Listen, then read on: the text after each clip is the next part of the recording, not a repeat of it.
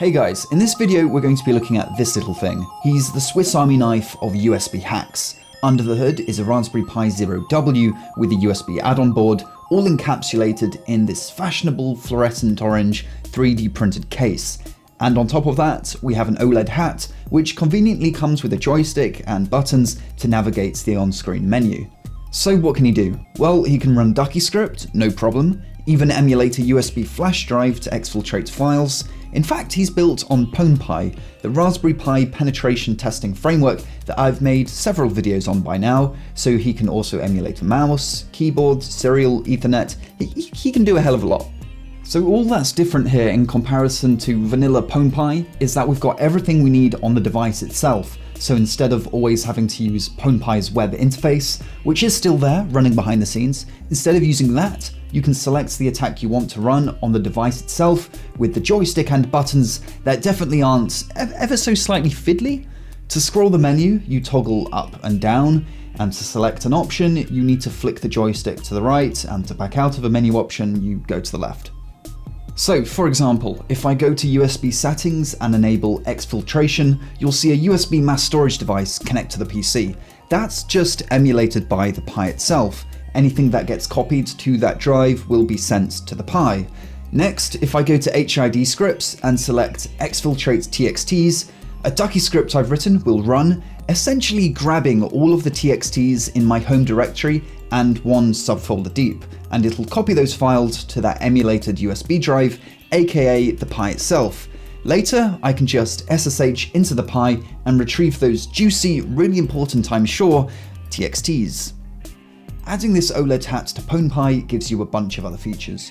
You get this live mouse functionality, where you can move the mouse with the joystick and use the buttons for mouse clicks, though I'm a little dubious as to the practicality of such a feature, but hey, it's there. There's a bunch of system-related statistics that you can view live, and it's actually really useful to have Pompey's different IPs listed here for its interfaces, as I'm always forgetting them. You can do some standard housekeeping stuff, such as change the brightness, that kind of thing. But there is an interesting option here called Host OS Detection. However, it doesn't seem to do anything other than ask me to please wait. It does eventually get to this screen, though nothing seems to work apart from going back. I guess we've found unimplemented feature number 1. In fairness, this project is in alpha, so not everything here is going to work as expected. There's some smaller side features. For example, you can scan for local Wi-Fi access points, though it doesn't let you connect to them or anything, so I'm not quite sure why this is useful, but you can do it if you're, curious about what's nearby. You can also change the DuckyScript's typing speed and keyboard language on the fly, which may be useful for some. It would be cool if you added a battery to this thing. That way you could change payloads as and when before you actually went to plug him in. Maybe there's a mod idea there.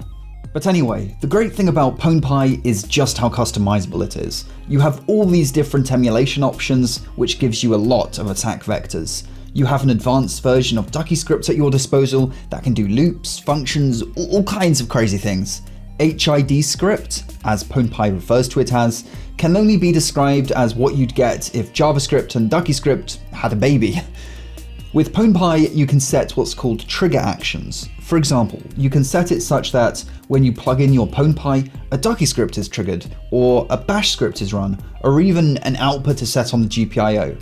You can modify all of Pompey's USB, Bluetooth, Wi-Fi, etc., all these settings to such a degree that it really can become easy to confuse yourself. So being able to select between your pre-made templates on the device itself is pretty helpful, and also cool, probably mostly cool.